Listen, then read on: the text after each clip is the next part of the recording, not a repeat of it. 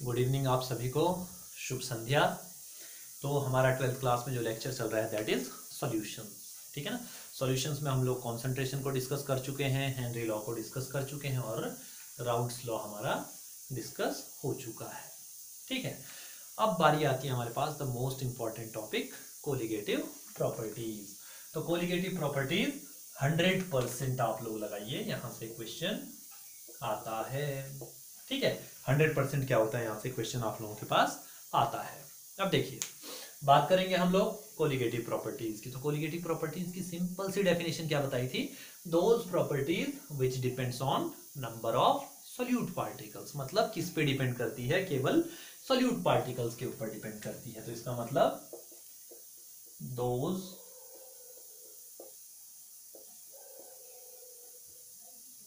properties which depends on number of solute particles। किसके ऊपर depend कर रही है, केवल सॉल्यूट पार्टिकल्स के ऊपर ये डिपेंड कर रही है। तो ये तो हो गई कोलिगेटिव प्रॉपर्टीज की बात। कोलिगेटिव प्रॉपर्टीज कितनी बताई थी लास्ट लेक्चर, ठीक है ना, लिंक मिल जाएगा इसमें, लास्ट लेक्चर को थोड़ा सा चेक कीजिएगा। तो क्या है, relative lowering of vapour pressure. पहली आपके पास क्या होता है, relative lowering of vapour pressure.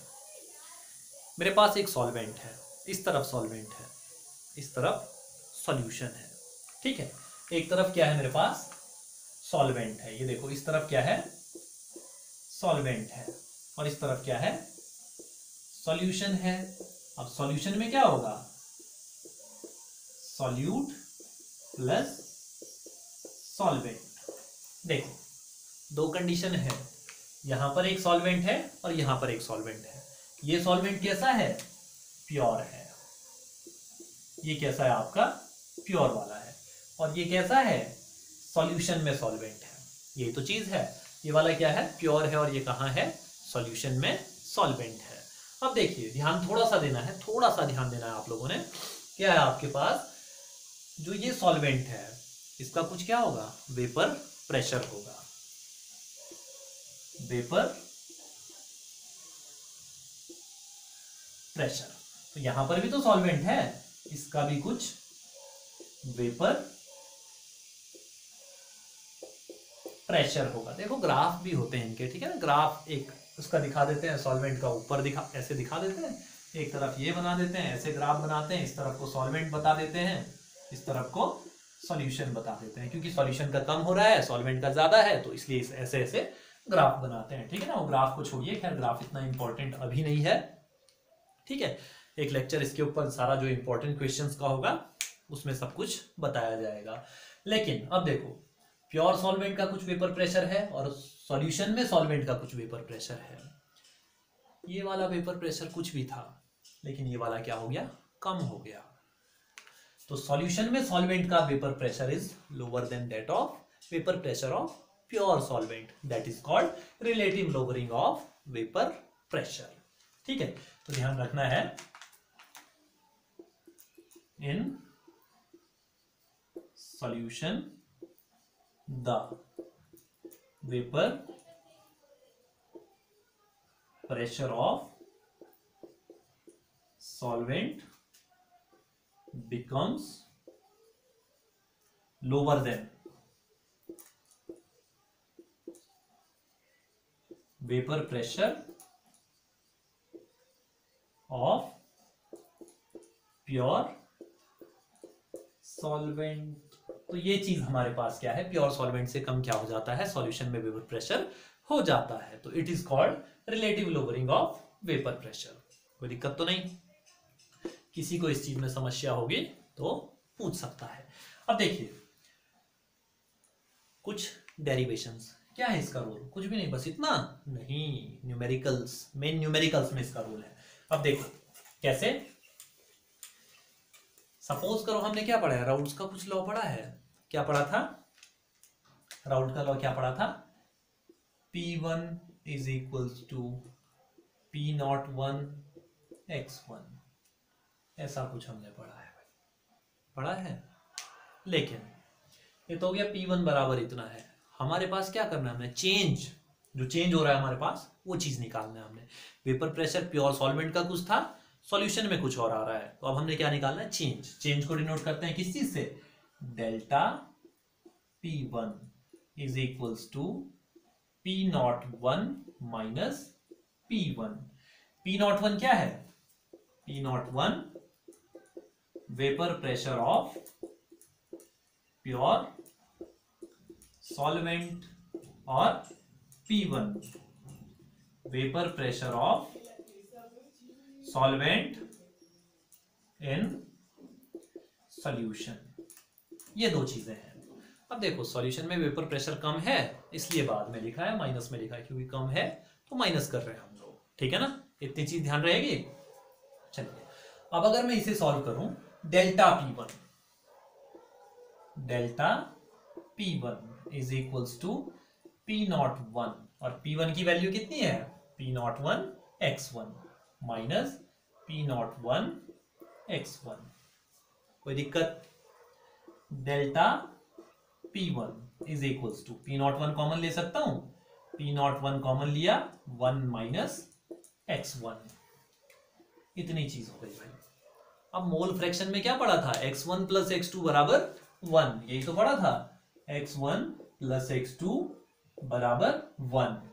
तो यानी ऐसे देखो x2 बराबर 1 माइनस x1, तो 1 माइनस x1 यहां भी दिख रहा है, तो ये किसके बराबर हो जाएगा, x2 के बराबर हो जाएगा। तो delta P1 is equals to P01 into x2। थोड़ा सा समझो इस चीज को। अब P01 को अगर मैं इसके अपॉन में ले आता हूं, P01 को कहां ले आता हूं, इसके अपॉन में ले आता हूं, तो delta P1 upon P01 is equals to x2। बहुत बढ़िया, अभी तक हम चल रहे हैं बेहतरीन परफेक्ट टाइमिंग के साथ और बहुत ही सही जा रहे हैं, ठीक है। अब आओ साहब, x2 number of moles of solute, sorry mole fraction of solute. तो मोल फ्रैक्शन ऑफ सॉल्यूट क्या होता है, number of moles of solute upon total number of moles. अच्छा ये चीज देखो, ये चीज डेल्टा P1 किसके बराबर है, इसके बराबर है ना, तो हम क्या लिख सकते हैं इसको, equals to P01 minus P1 upon P01 किया अपॉन P01 इक्वल्स टू, ये तीनों चीजें बराबर हैं, मतलब P01 minus P1 upon P01, ये तीनों चीजें बराबर हैं, ठीक है ना। अब चाहो इसको इसके इक्वल रखो, चाहो इसको इसके इक्वल रखो, मेन सॉल्व करना है किसे, इस चीज को। तो अब देखो डेल्टा P1 अपॉन P01 ऐसे ही रहने दो, delta P1 upon P01 is equals to number of moles of solute. मैंने क्या कहा था, सॉल्यूट को या तो कंपोनेंट 2 से डिनोट करते हैं या फिर कंपोनेंट B से डिनोट करते हैं, ठीक है, डिनोट करने का तरीका है, बाकी कुछ नहीं है। N2 upon N1 plus N2। अब देखो भाई कैसे कैसे सॉल्व होगा यार, ये तो बड़ी दिक्कत आ रही है ना। अब देखिए यहां पर क्या है, N2 is very very less, 2 बार लेस देन लगे तो very very less as compare to N1, neglecting N2। N2 को क्या कर दो, अब नेग्लेक्ट कर दो, क्या हो जाएगा, नेग्लेक्टिंग N2, तो बचेगा क्या, delta P1 upon P01 is equals to N2 upon N1। अब कईयों के माइंड में आ रहा होगा कि N2 को तो हमने नेग्लेक्ट कर दिया था, यहाँ N2 को क्यों रखा है हमने। देखो नेग्लेक्ट केवल वहां पर होता है जहां पर सिंबल प्लस और माइनस का हो, अदरवाइज नेग्लेक्ट नहीं कर सकते हैं हम लोग, ठीक है ना, ये ध्यान रखिएगा। चलिए ये तो हो गया इतनी बात, ठीक। अच्छा अब N2 की वैल्यू क्या होती है, given mass upon molecular mass, तो ये कितना हो जाएगा, delta P1 upon P01 is equals to, given mass किससे डिनोट करते हैं, W2 से, गिवन मास को डिनोट करते हैं W2, N2 का है तो W2 upon molecular mass capital M2, इसका फिर से गिवन मास अपॉन मॉलिक्यूलर मास। इतनी चीज हो गई। अब देखो मास को वेट भी कहते हैं, यहां पर गिवन वेट है, मॉलिक्यूलर वेट है, जो भी है मतलब, ठीक है ना। यहां पर आपका क्या है, इतना चलेगा। अब देखिए इतनी चीज हो गई, तो इसे भी इरेज कर सकते हैं। अब इसे सॉल्व करो। Delta P1 upon P01, delta P1 upon P01 equals to, ये ऊपर आएगा, ये यहां आ जाएगा और ये चीज यहां आ जाएगी। तो क्या हो जाएगा, W2 into M1 upon W1 into M2, और इक्वल्स टू में क्या था, इक्वल्स टू में क्या लिया था हमने, P01 minus P1 upon P01। किसी को किसी के भी बराबर रखो, कोई फर्क नहीं पड़ रहा है, बस किसी भी एक में सॉल्व कर रहे हैं हम लोग, सॉल्यूशन निकाल रहे हैं।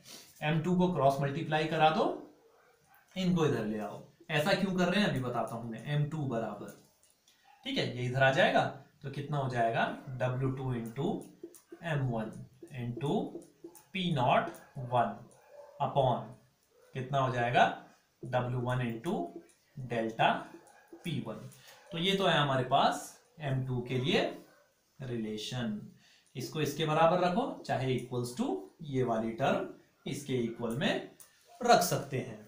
अब देखो M2 की टर्म में क्यों लाया, क्योंकि कोलिगेटिव प्रॉपर्टीज की डेफिनेशन क्या है, depends on number of solute particles.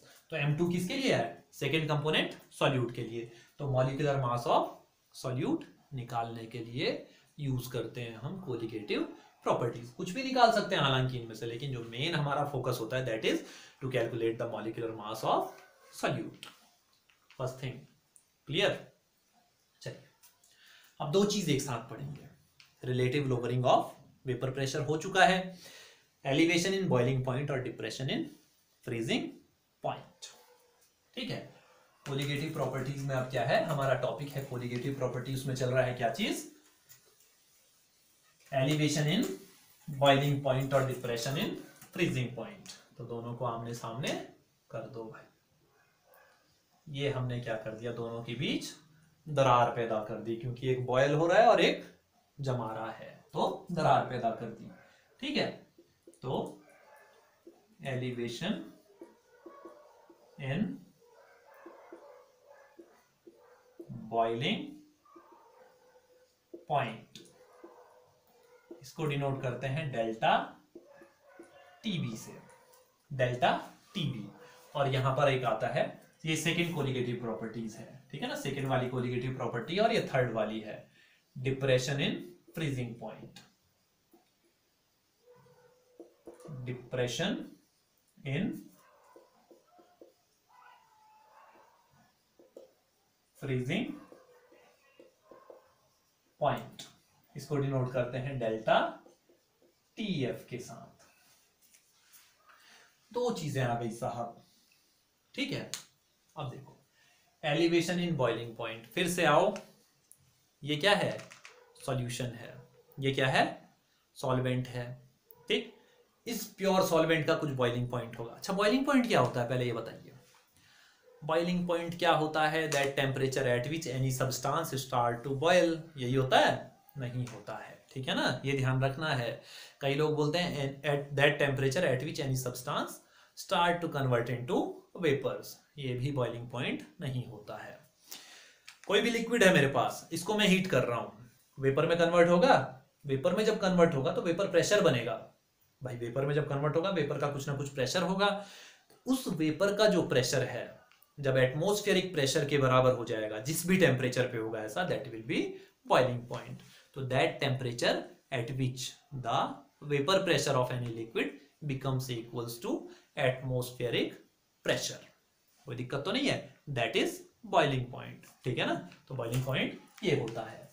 अब देखो एलिवेशन इन बॉइलिंग पॉइंट, मैंने क्या कहा था, ये सॉल्यूशन है, ये सॉल्वेंट है, सॉल्वेंट का कुछ boiling point, solute plus solvent solution, तो सॉल्यूशन का बॉइलिंग पॉइंट अब इंक्रीज हो जाएगा, ठीक है ना।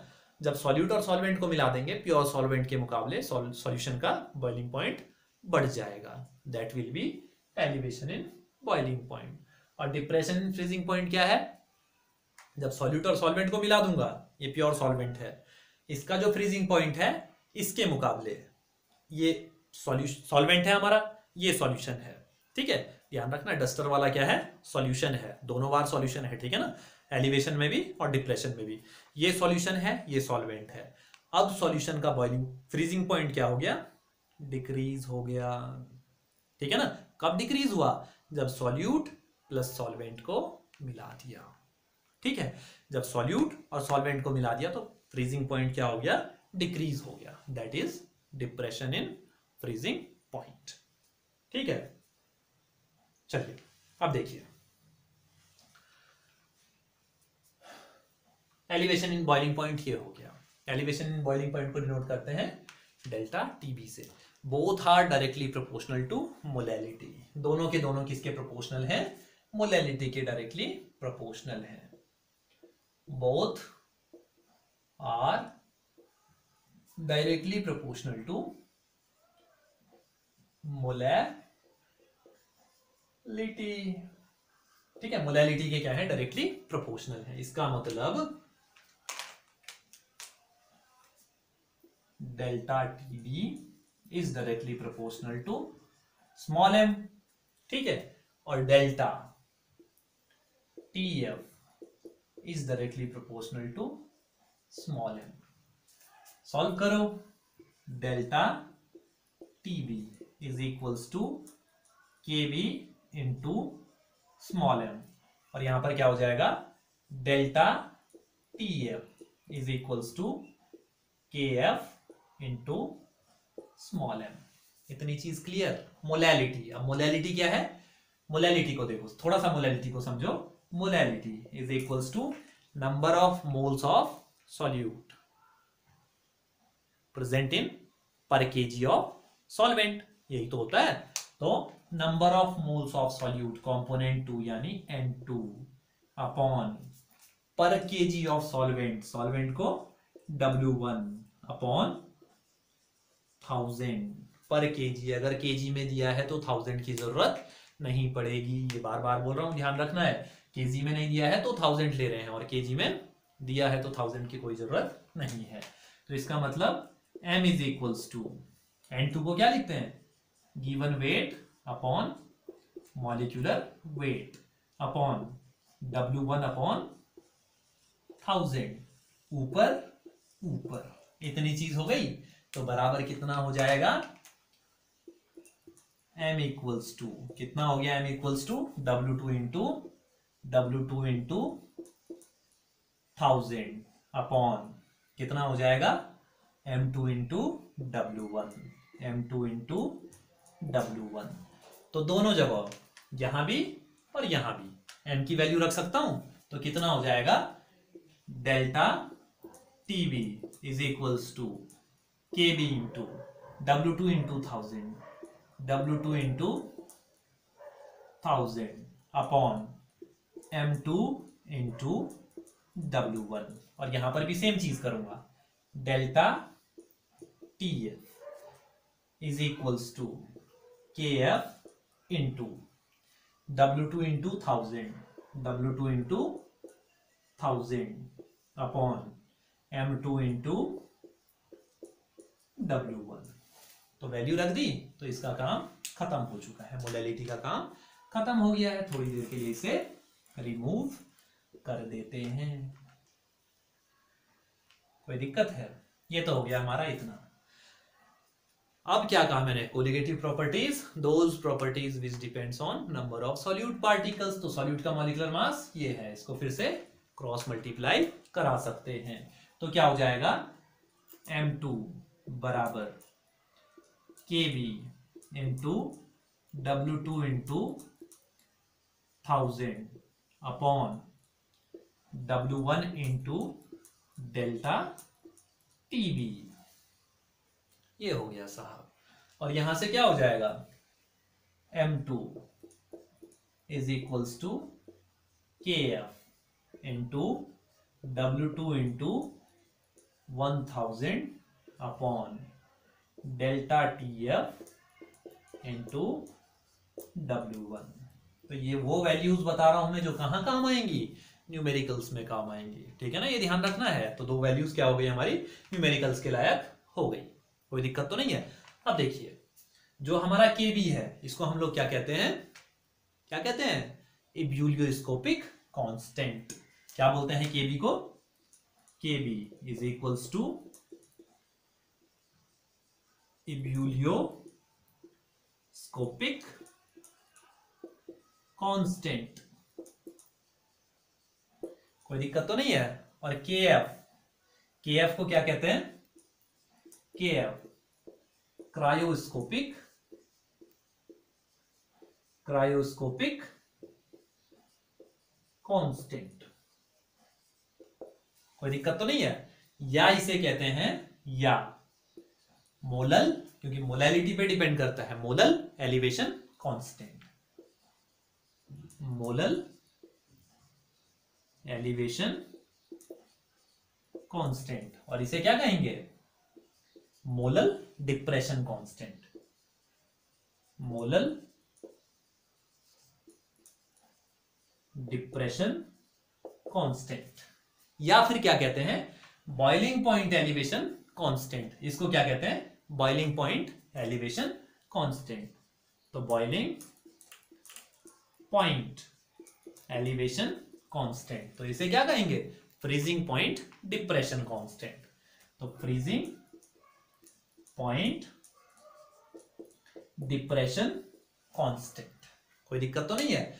अब यूनिट की बात करते हैं, जो KB और KF है दोनों की यूनिट सेम होती है, ठीक है ना। KB और KF की यूनिट क्या होती है, जो KB है उसकी यूनिट है क्या चीज, केल्विन kg पर मोल, ये है इसकी यूनिट। तो मैंने कहा दोनों की सेम होती है, तो इसकी भी क्या होगी, KF जो है उसकी यूनिट क्या होगी, केल्विन kg पर मोल, कोई दिक्कत तो नहीं है। अब देखो इसीलिए कहते हैं क्या होता है, जब चाय उबालते हैं तो चीनी बाद में डालो, दूध बाद में डालो, पहले पानी उबलने दो, चाय पत्ती बाद में डालो। क्यों, क्योंकि वरना बॉइलिंग पॉइंट एलिवेट हो जाएगा, गैस ज्यादा खत्म होगी। तो उस गैस को ज्यादा बचाने के लिए क्या करते हैं हम लोग, ये काम बोलते हैं, कोई दिक्कत तो नहीं है। अब last and final but the most important colligative property, that is called osmotic pressure, ठीक है।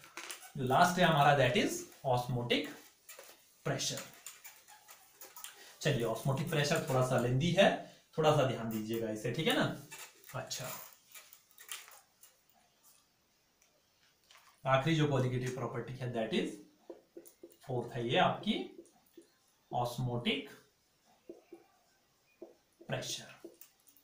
तो ऑस्मोटिक प्रेशर से सबसे ज्यादा इसको डिनोट करते हैं पाई से, पाई समझा ना, 22/7 वैसा ही कुछ होता है, ठीक है ना, वही वाला पाई है, लेकिन वैल्यू 22/7 नहीं होती है, ठीक है ना। ऑस्मोटिक प्रेशर, तो ऑस्मोटिक प्रेशर से पहले हम लोग समझेंगे ऑस्मोसिस। तो ऑस्मोसिस क्या है, हम सब ने पढ़ा है flow of particles from higher concentration to lower concentration. बस किसके पार्टिकल्स कहां से कहां जाएंगे ये पता नहीं है हमें, हम जस्ट क्या पढ़ते हैं, flow of particles from higher concentration to lower concentration. अरे किसकी हायर कंसंट्रेशन और किसकी लोअर कंसंट्रेशन। देखो एक तरफ है मेरे पास सॉल्वेंट है, फिर से सॉल्वेंट है, और एक तरफ क्या है, सॉल्यूशन है। दो चीजें हैं मेरे पास, एक तरफ सॉल्वेंट है और एक तरफ क्या है, सॉल्यूशन है। सॉल्वेंट के जो पार्टिकल हैं और सॉल्यूट के जो सॉल्यूशन के जो पार्टिकल हैं, इनके बीच है एक सेमी परमिएबल मेम्ब्रेन। अगर इसका एग्जांपल देना चाहूं मैं, एग्जांपल लिख सकता हूं तो सेलुलोज एसीटेट, ठीक है ना, सेलुलोज एसीटेट। अब सेलुलोज क्या है, एसीटेट क्या है, ये बाद में जब ऑर्गेनिक केमिस्ट्री आएगा तब डिस्कस करेंगे हम लोग, क्या सेलुलोज है, क्या एसीटेट होता है, किसे एसीटेट कहते हैं, एसिड कब लगता है, ठीक है ना, ये सारी चीजें हम लोग वहां पर डिस्कस करेंगे। तो सेमी परमिएबल मेम्ब्रेन है हमारे पास। अब क्या होता है, जो सॉल्वेंट के पार्टिकल हैं ये हैं आपके अभी प्योर हैं, लेकिन सॉल्यूशन में क्या है, इम्प्योर होंगे। तो मतलब लोअर कंसंट्रेशन यहां पर होगी, तो movement of particle of solvent towards solution through a semi permeable membrane. अगर सेमी परमिएबल मेम्ब्रेन नहीं है तो ऑस्मोसिस नहीं होगा, ये ध्यान रखना है। सेमी परमिएबल मेम्ब्रेन का होना बहुत जरूरी है। तो मतलब flow of particles from solvent towards solution through a semi permeable membrane is known as osmosis. तो ऑस्मोसिस क्लियर। ऑस्मोसिस के बाद आता है ऑस्मोटिक प्रेशर। प्रेशर, ऑस्मोसिस हो रहा है, पार्टिकल्स इधर से इधर आ रहे हैं, हमने एक ऐसा प्रेशर लगाया कि ऑस्मोसिस होना रुक गया। ऑस्मोसिस मतलब पार्टिकल्स इधर से इधर अब नहीं आ पा रहे हैं, हमने ऐसा प्रेशर अपोजिट डायरेक्शन में लगाया है, कोई दिक्कत तो नहीं है। तो क्या हो गया, ऑस्मोटिक प्रेशर क्या है, that pressure which is required to prevent the phenomena of osmosis. तो ऑस्मोटिक प्रेशर क्या है, the pressure which is required to prevent the phenomena of osmosis. तो ये क्या हो गया, the pressure which is required to prevent the phenomena of osmosis. अब देखो क्वेश्चन कैसे पूछता है, क्या किसी सॉल्यूशन का अपना ऑस्मोटिक प्रेशर होता है, तो no, osmotic pressure is always external pressure, it is always external pressure, ध्यान रखना है, इट इज ऑलवेज एक्सटर्नल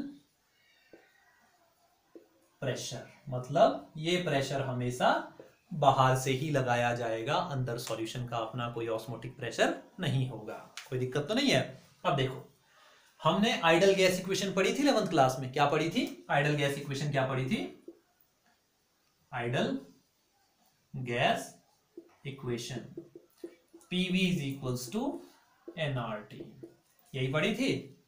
अब यहां पर सॉल्यूट के ऊपर क्योंकि कोलिगेटिव प्रॉपर्टी है तो हम इसे क्या ले लेते हैं N2, क्योंकि सॉल्यूट के नंबर ऑफ मोल्स की बात कर रहे हैं। P प्रेशर को ले लेते हैं थोड़ी देर के लिए, पाई, प्रेशर जो है उसको पाई से डिनोट कर रहे हैं, pi V is equals to N2 RT, यही होगा, pi V, pi is equals to N2 upon V RT, कोई दिक्कत है। N2 given mass upon molecular mass, W2 upon M2, तो क्या हो जाएगा, pi is equals to W2 upon M2 N2, ये V तो ऐसे ही रहेगा, V sorry is equals to नहीं, इनटू RT, M2 को इधर ले आएंगे तो M2 बराबर क्या हो जाएगा, W2 into RT upon pi into V, ये है हमारी। तो देखो हमने चारों कोलिगेटिव प्रॉपर्टीज को किसके टर्म में निकाला, M2 की टर्म्स में निकाला। अभी लास्ट में मैं आप लोगों को एलिवेशन इन बॉइलिंग पॉइंट और डिप्रेशन इन फ्रीजिंग पॉइंट में के दो एक्सप्रेशन जो होते हैं, ये छोटे से फॉर्मूले आप लोगों को बताऊंगा। तो ये हो गया मेरा ऑस्मोटिक प्रेशर। तो ऑस्मोटिक प्रेशर क्या है, the pressure which is required to prevent the phenomena of osmosis, कोई दिक्कत तो नहीं है। अब सपोज करो मैंने एक प्रेशर लगाया, इधर से ऑस्मोसिस हो रहा था, एक प्रेशर लगाया, ऑस्मोसिस रुक गया। अब मैंने अगर रुकने तक का प्रेशर लगाया तो ठीक है, ये प्रेशर मैंने और बढ़ा दिया तो क्या होगा, ऑस्मोसिस वापस चला जाएगा, वापस को होने लग जाएगा, रिवर्स डायरेक्शन में मूव करेगा, तो क्या हो जाएगा, that is called reverse osmosis. घर में सबने सुना है आरओ प्योरीफायर, क्या होता है, रिवर्स ऑस्मोसिस, वही है जो घर में टंगा होता है ना वाटर प्योरीफायर, वही है रिवर्स ऑस्मोसिस, ठीक है। तो अब देखो रिवर्स ऑस्मोसिस क्या है, when the external pressure is greater than osmotic pressure. Osmotic pressure क्या था, रोकने के लिए था, जब ये प्रेशर ज्यादा हो जाएगा तो क्या हो जाएगा, ऑस्मोसिस की फिनोमिना रिवर्स हो जाएगी, that will be reverse osmosis, ठीक है ना। यहां पर एक टर्म आई हमारे पास रिवर्स ऑस्मोसिस। तो when the external pressure is greater than osmotic pressure, then the phenomena of osmosis get reversed. It is known as reverse osmosis. कोई दिक्कत तो नहीं है। और water purifier technology works on this principle. तो ये तो हो गया रिवर्स ऑस्मोसिस के बारे में। अब ऑस्मोसिस से रिलेटेड कुछ चीजें सुनो। क्या है? सब्जियां देखी हैं, सूख जाती हैं कुछ टाइम के बाद। क्यों सूखती हैं? Due to osmosis, they loss the water. पहली चीज क्लियर। फूल देखे होंगे, अब सब्जी वाले को भी देखा होगा, फूल को देखा होगा, पानी डालते हैं तो क्या होते हैं? खिल जाते हैं, पानी सूख जाता है तो मुरझा जाते हैं। क्यों? क्योंकि ऑस्मोसिस की वजह से वाटर लूज कर देते हैं। सब्जियां और फ्लावर्स, सब्जियां जो अपना पानी लूज करती हैं, दैट इज कॉल्ड लिम्पनेस। ठीक है ना? Limp, LIMP, limp. तो लिम्प का मतलब क्या है? Loss of water of vegetables, loss of water of vegetables. किसकी वजह से? ऑस्मोसिस की वजह से, ड्यू टू ऑस्मोसिस। कई बार हमें कहते हैं नमक ज्यादा नहीं खाना चाहिए। क्यों नहीं खाना चाहिए? ऑस्मोसिस होगा। क्या होगा? ऑस्मोसिस होगा। अब क्या होगा उस ऑस्मोसिस का, अभी बताता हूं वो चीज। तो दूसरा क्या है? एक चीज देखा होगा, हमें बोलते हैं जो पैक्ड मीट होता है, पैक्ड फूड होता है, उसमें या तो शुगर ऐड करते हैं या फिर सॉल्ट ऐड करते हैं। ठीक है ना? क्यों ऐड करते हैं? क्यों? क्योंकि वो क्या करता है? ऑस्मोसिस करवाता है और बैक्टीरिया का सारा पानी सोख लेता है। बैक्टीरिया का पानी सोख लेगा तो बैक्टीरिया के अंदर कुछ बचेगा? नहीं बचेगा। तो बैक्टीरिया क्या होगा? मर जाएगा। खाने को खराब कौन कर रहा था? बैक्टीरिया। तो जब बैक्टीरिया ही नहीं बचा तो खाना खराब होगा? नहीं होगा। कोई दिक्कत तो नहीं है। अब देखो यहां पर से, अब देखिए एक चीज आती है मेरे पास। क्या चीज? सॉल्यूशन। जो सॉल्यूशन होते हैं हमारे पास। अब यहां पर ऑस्मोसिस के बेस पे कह रहा हूं मैं। अच्छा, जो ऑस्मोटिक प्रेशर है दैट इज स्टैंडर्ड क्वांटिटी। ठीक है ना? Pi is standard quantity to find या डिटरमाइन, जो भी बोलेगा, मॉलिक्यूलर मास। क्यों? Because it depends on molarity. अभी तक की हमने सारी देखी, रिलेटिव लोअरिंग वाली किस पे कर रही है? मोल फ्रैक्शन पे। Elevation in boiling point molality पे। Depression in freezing point molality पे। लेकिन ये किस पे डिपेंड कर रहा है? मोलैरिटी पे डिपेंड कर रहा है। ठीक है ना? तो because it depends on molarity. और मोलैरिटी क्या थी? स्टैंडर्ड। और ये क्या है? सबसे बढ़िया। तो मतलब सुटेबल भी यही है। कोई दिक्कत तो नहीं है। सॉल्यूशन अब तीन टाइप के होते हैं हमारे पास। एक होता है हाइपरटोनिक। एक सॉल्यूशन कौन सा है? हाइपरटोनिक। दूसरा होता है हाइपोटोनिक। ठीक है ना? दूसरा कौन सा है मेरे पास? हाइपोटोनिक। हाइपोटोनिक। और तीसरा है आइसोटोनिक। हाइपरटोनिक क्या है? दो solution in which concentration of salt of sugar is greater than 0.9% mass by volume. ठीक है ना? तो यहां पर क्या होता है, इनको सबको तीनों को सेपरेट कर लो तो क्या हो जाएगा? Concentration of salt oblique sugar, ठीक है ना, शुगर भी हो सकता है, is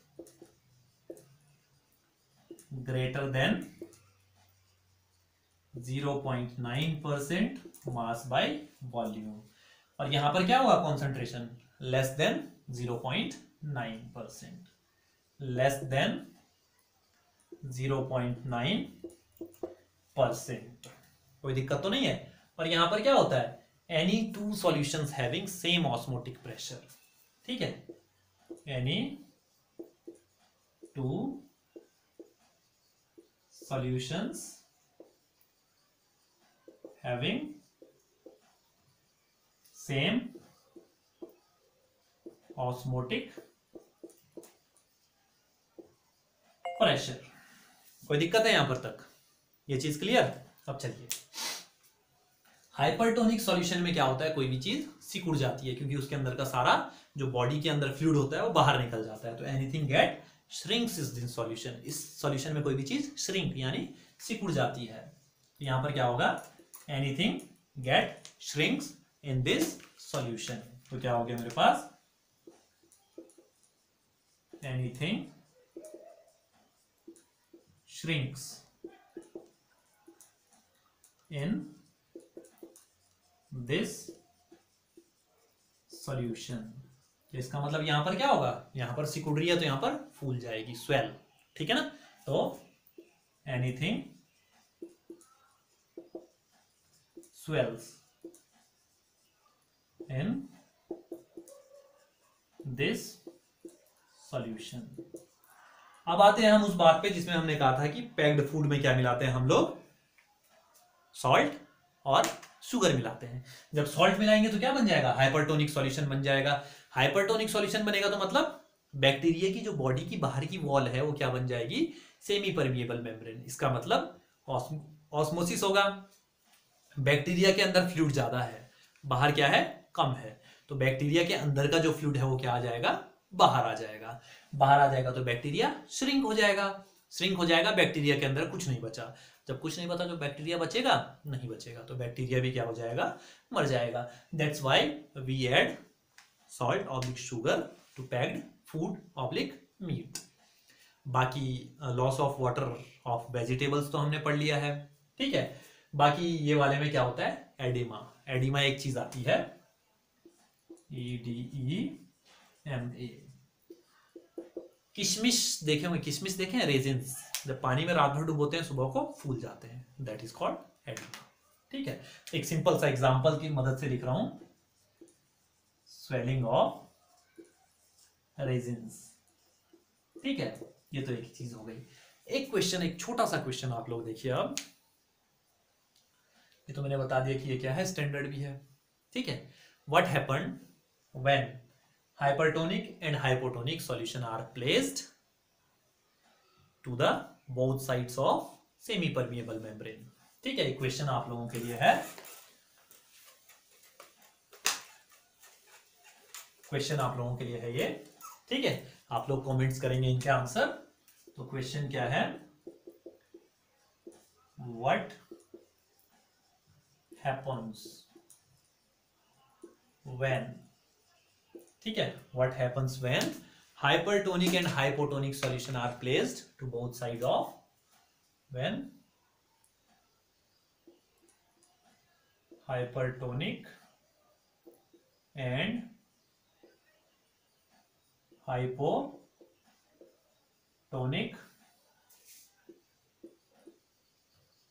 solution are placed to both sides of semi permeable membrane। Semi permeable membrane, देखो क्या कहना चाह रहा है ये, अगर सेमी परमिएबल मेम्ब्रेन है, SPM लिखते हैं, SPM सेमी परमिएबल मेम्ब्रेन, इस तरफ को है हाइपोटोनिक और इस तरफ है हाइपरटोनिक, दोनों तरफ ऐसे करके सॉल्यूशन हमने रखे हैं। तो क्या होगा, व्हाट हैपेंस, अब क्या होगा, व्हाट हैपेंस। तो ये चीज आपने क्या करनी है, बतानी है, कोई दिक्कत तो नहीं है। तो ये है आपके पास कोलिगेटिव प्रॉपर्टीज। नेक्स्ट लेक्चर हमारा होगा abnormal molecular masses, van't Hoff factor and with some numericals, और जो से नेक्स्ट होगा that will be also for numericals. तो किसी को अगर कोई दिक्कत हो तो पूछ सकते हैं आप लोग। मिलते हैं नेक्स्ट लेक्चर में। जय हिंद, धन्यवाद।